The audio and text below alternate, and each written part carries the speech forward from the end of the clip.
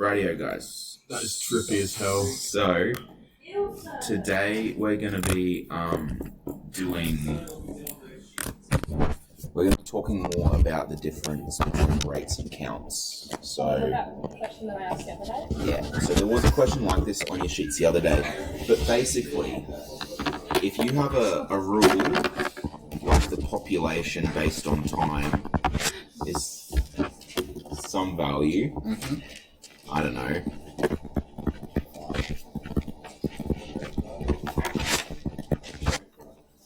If I asked you a question like, what is the population? What is the pop in year 3? That's quite simple to answer. You know what, I just realised that I said that's population depending on time, so my variable should be t, not x. All I'd do is I'd set t equal to 3 and then solve. So that's easy. You've been doing that since primary school pretty much. Maybe not in that exact language, but the basic idea. So what we're going to be talking about is what if instead I ask at what rate is pop changing in year 3. To do that, you need to differentiate and set t equals to 3. Now, once again, that's not really that hard. So what we're more likely to... Oh, sorry guys, I'll just... I have... it's annoying, if I ever do a shape, you can't... Oh, wait, can you go off? Yeah, sorry, Okay. So, if that was the case, that's how you'd solve it. And that's, once again, quite simple. Like, for this particular one, 5t cubed plus 10t squared minus 3 is quite easy to differentiate. Maths A people, do you need someone to go grab calculators for you? Righto.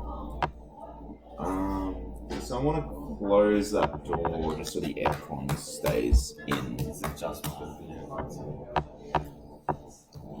Mostly.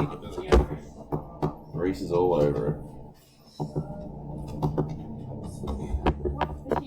What are you Do you doing? want to close the door? Or? You want me to close the door? Yeah, I just said, can you close the door so the aircon stays in? Okay. So that's sort of what I'd call scenario 1. Scenario 2 is the one that's probably more. Oh, look, there's your perfect square. Oh my god. Now it's a square. Whatever. Scenario 2, let's imagine you have a population and we actually give you the rate. So we say the rate,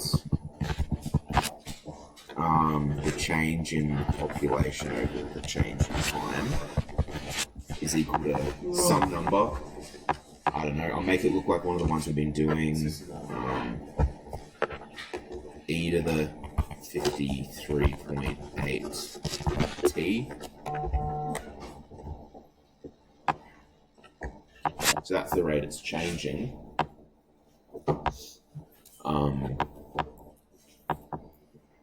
For that one, if you wanted to find the rate at 3 years, easy, you just sub in 3. If you wanted to find the population, you'd have to integrate. So what I want to get to is basically this relationship. I did put it up on the board yesterday. If you have a population, and just in brackets I'm going to say count data. So by count data, I just mean a total number. So population is an example of a total number. And you want to get to a rate, which is basically the count over time. If you want to go from population to rate, you want to go from population to rate, you differentiate.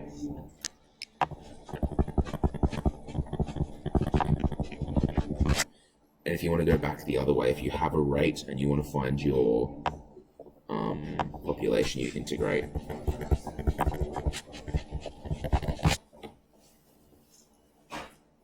And that's really the relationship that's going to be important here.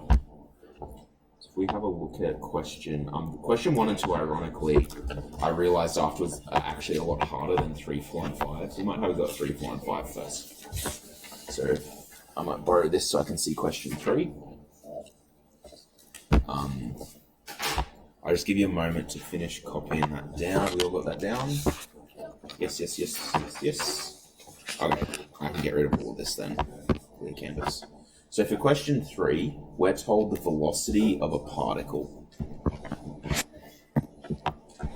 V equals 3x to the power of 4 minus 10x cubed plus 5x.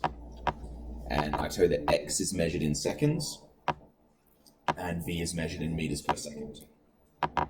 Okay, that last bit, v is in meters per second, is quite important because what does that tell you about v? Is it count or is it rate? You have meters per time unit. So that lets me know that this is therefore a rate. The question asks us to find displacement. So if we want to find displacement, what type of number would that be? Rate or count? Count. So we have a rate and we want to move it back to a count value. So what do we got to do? So displacement. Integrate? Yeah, you got to integrate. So those of you that do physics would know that displacement is S. Yeah. So S equals, I did physics in high school. I'm technically able to teach physics, but gross. So I'll just do the extra step of working. Wait, is that? So Is displacement, that the integration? Yeah. Okay. displacement is just V Yes. differentiated with respect to time. In this case, X is time. So that's just going to be. So that's a bit more that's actually a really nice integration symbol. It sure wasn't a computer, did it?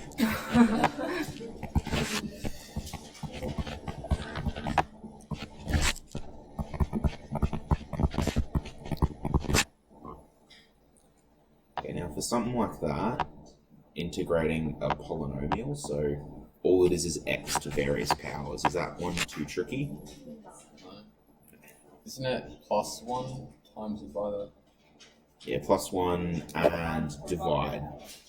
So that would be 3x 5 over 5 minus 10x 4 over 4 plus 5x over 2 plus c. I realize now I didn't give you enough information to solve that. So I'm going to tell you that at time 0, so here we go, time 0, your displacement is also 0. So let's pretend I remember to include that in the question, because that's really important for what we have to do now. Now, yesterday some of you asked me, how do we get rid of that? Like, what is the purpose of that C? And it's basically for scenarios like this where we now want to solve displacement at a particular time. We know that when displacement is 0, when time is 0, displacement is 0. So we can sub t equals 0, s equals 0 into our rule. Remembering that t time is, we're measuring in x. So 0 is equal to 3 times 0 to the 5 over 5 minus 10 times 0 to the 4 over 4 plus 5 times 0 squared over 2 plus c. 0 equals 0 plus c. C equals 0. So we can ignore 0 for this one. That one was quite easy.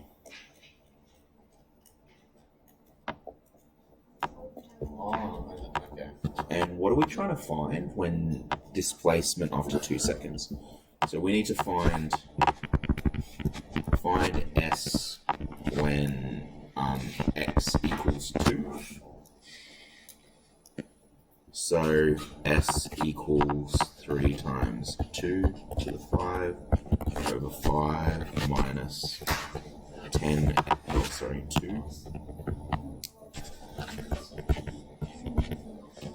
4 over 4 plus 5 times 2 squared. God damn it. 2 squared over 2. And we know that C equals 0. Is that stuck on there or something? I killed it. Oh.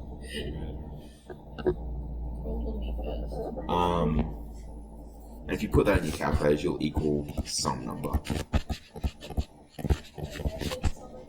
in meters. Well, the thing is, the actual number doesn't matter.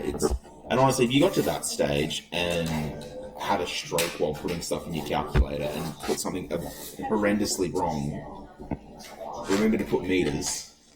When I saw all that working out, I'd be like, nah, Luke knows exactly what he's doing. Like, you wouldn't actually really. I think there's If I one. actually wrote some number, Someone write it. wouldn't you still get most of the marks though? Like, Yeah, I'll just think, like.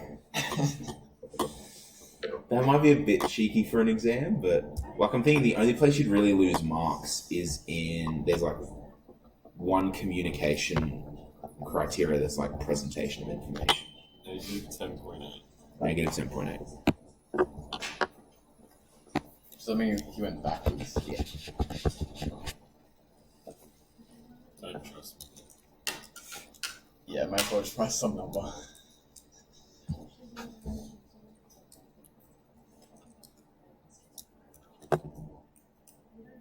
Oh, I got It's the old line from The Simpsons, whose calculator can tell me what 5 times 8 is. No battery. Alright, so we've done question 3, and that's all there was to question 3. Alright, let's have a look at question 4. I wonder if I can scroll down forever or if this runs out. God. What happens if I then write back? Can I then go? Oh yeah, I think it just like goes Depends on another how far page, you- like how far you've written. That's cool. Okay, question 4. The vertical displacement of a buoy in a harbour is given by the height as a function of time is equal to 5.88 sine T equals 6 plus 2.8 bracket plus 6.3 T equals hours. Is that so T's measured in hours since midnight, I think. Yep. After. And H is in meters.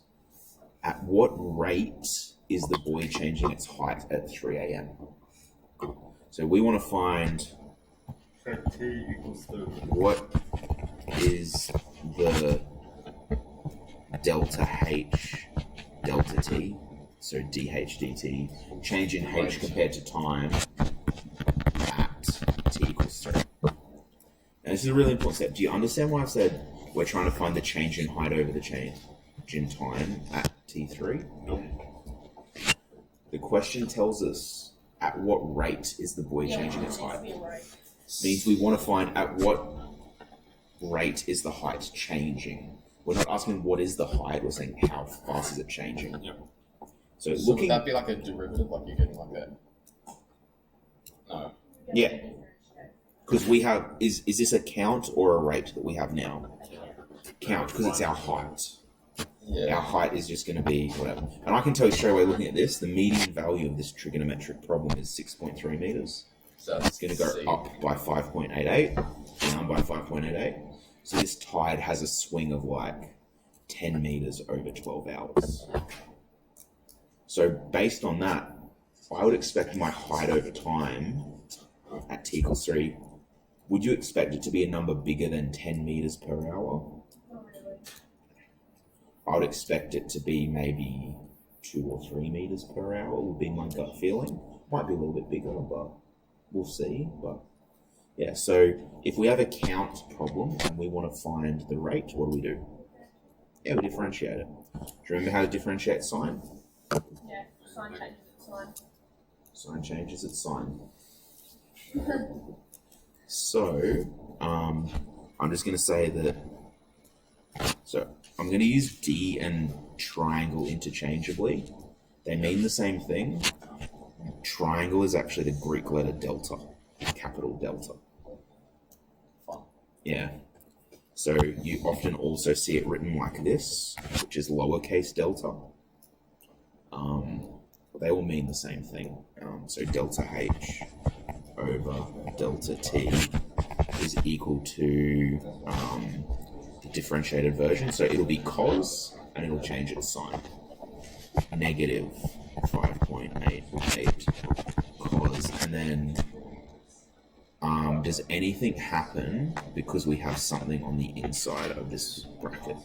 Yeah, it'll be 1 over that. 1 That's over integration. That's integrating, and the reason it's integrated is when we derive, we times by whatever the coefficient of the variable is. Because when we derive, we times by it. When we integrate, we divide by it, which is what gets 1 over that.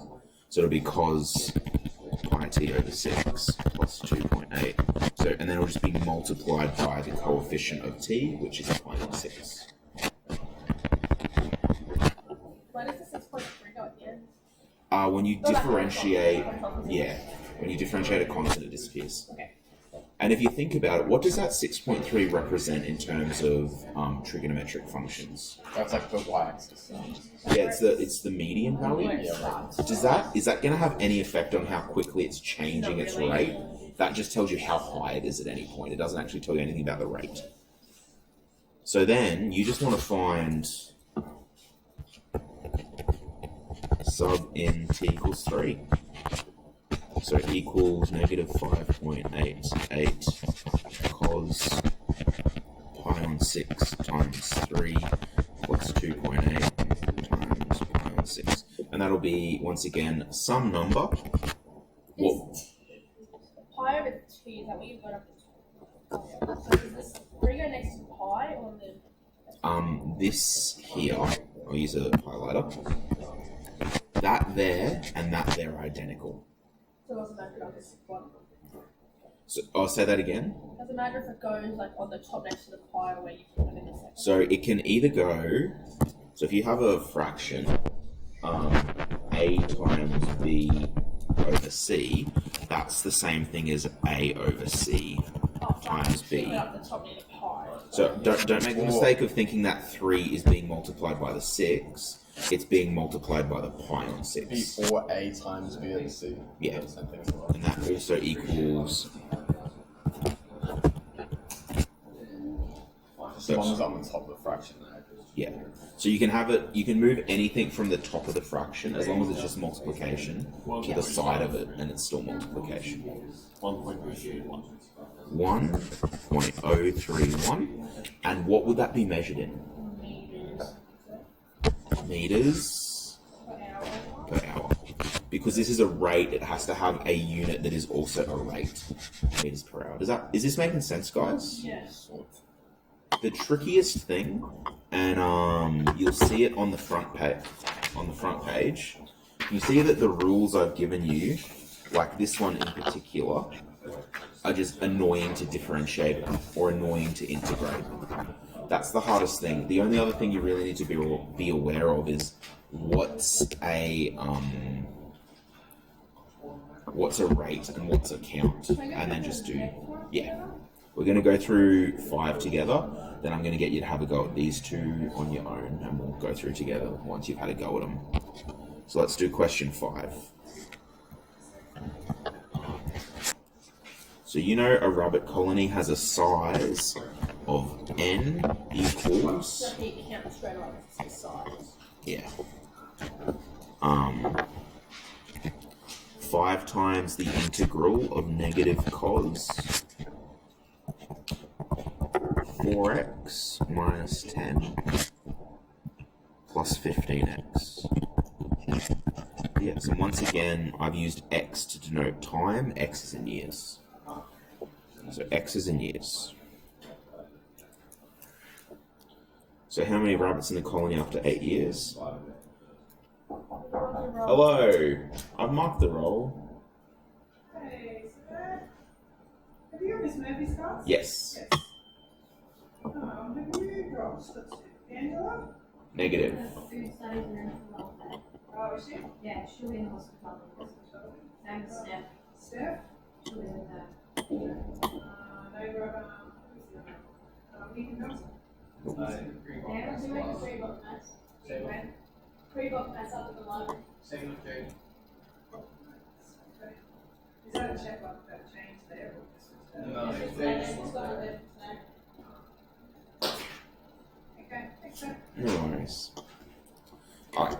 Now this one's a little bit tricky. I probably wouldn't give you one like this in the exam. You're not changing from rate to count, i.e. No, you already have the count, which is what you need, because you just want to know how many rabbits so there will you be. just sub in All you got to do is solve that middle bit. Because I've told you I've basically given you the rate, but then told you to integrate it, and that'll give you the count, if that makes sense. So I've given. Oh, you have to solve the integral. You have to. get, Can you see that this bit in the middle? I have to solve in order to get an actual number. in order to get an answer. I can't just sub in 5. No, sorry, sub in 8. I can't sub in x equals 8 into We the have to equation solve that and as times is. it by 5, then sub in 8? Yeah. Okay. How do you solve it? By integrating. So you integrate it. Yeah, you just because it's telling you what to do. It tells you to integrate that with respect to x. What's the symbol for derivative again? That's that. Yeah. So you Oh, could that's say right, yeah. n dash, or you could say Is it like dn. So if I said n, I could say n equals whatever, that's the and then Right. differentiate it. It'll be dn dx. So the change in n with respect to the change in x. Yeah. So I'm going to say n dash because that's what we've normally used. So n dash equals. Well, are we deriving it? Oh, sorry. You threw me. No, we're not. We're not at all. Far out, Brussels sprout. Okay, so all we've got to do is integrate this middle bit. Did I give you an initial condition? I didn't. That was silly of me. I gave you initial conditions on the first one. Okay. First, right. Yeah, let's say the initial condition is... Like 2 rabbits at 0 time. There are 800 rabbits at the beginning. So x equals 0, n equals 800. Okay, so let's integrate. What is negative cos going to integrate to? Negative sign. Negative sign? Because cos doesn't change its sign. Actually, no, we've done something wrong. Because when you differentiate, No, it's, yeah, okay. when you differentiate, what goes negative? Sine or cos? Cos. No idea. Cos. Cos changes its sign, doesn't it?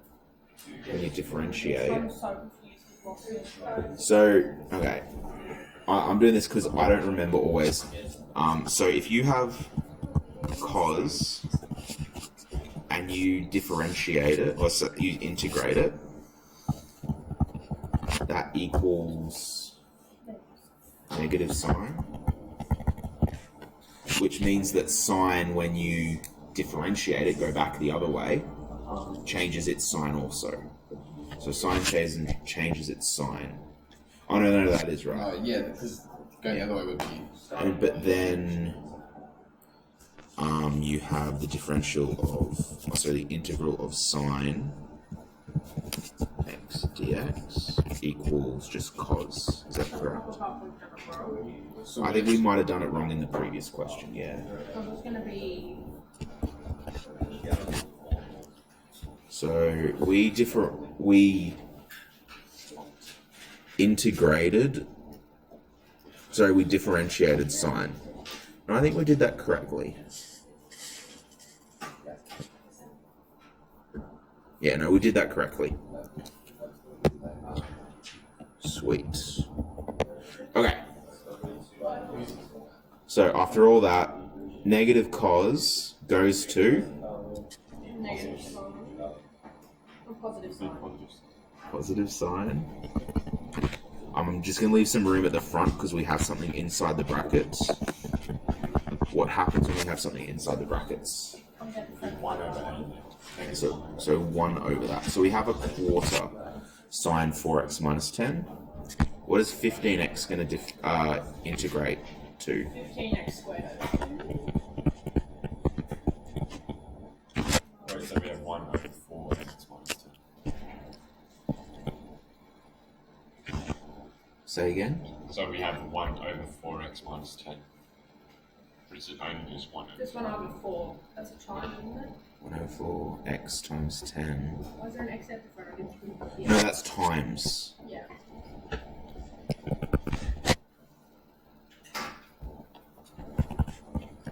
And then I'm just going to expand through by that 5. So 5 quarters sine 4x minus 10 plus, and then 5 times 15. You go 1.25. Or 5. Oh, yeah, definitely. I like leaving it as a fractions, as I think I said before. 5 times 15 would be 75 over 2 plus c. Once again, we could make it 5c, but c just represents the constant that disappeared. So timesing it by 5 doesn't do anything at the end of the day. Okay, then you can just sub in your initial condition. So we know that n equals 800 when t equals 0. So 800, there will be a c value for this because it's got a sign in it. So 5 quarters sine 4 times 0 minus 10. That whole thing will just go to 0 because it's 75 times 0 divided by 2, so it's just say plus c. So I'm just going to rearrange that to say c equals 800 minus that sine term.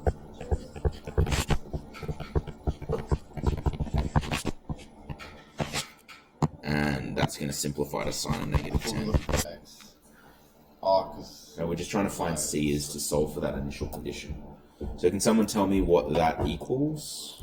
Should be a number very close to 800.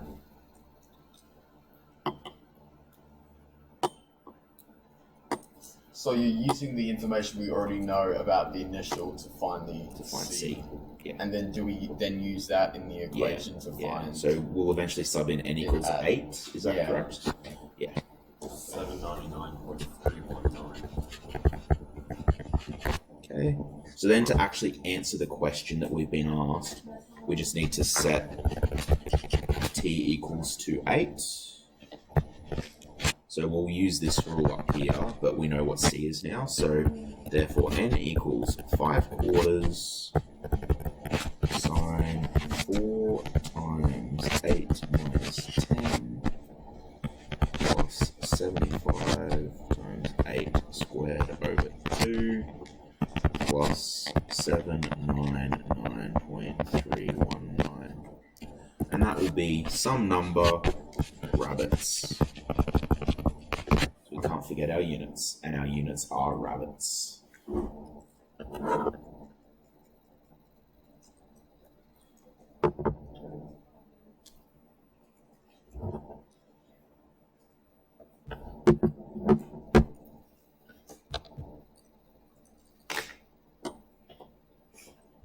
I realise we haven't done much practice with the subbing in the initial condition. Is that something you'd like to do some more practice with on Monday? Yep. We never practice on links, it's just really confusing. Yeah, well, like I said, I want you guys to now have a go at question 1 and 2. Okay. 6 is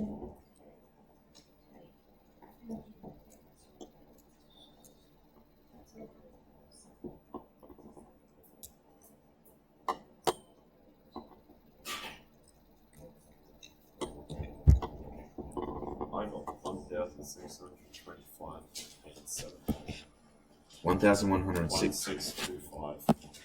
1,625. Yep. 0.87. 0.87. So about 1,626 rabbits, approximately.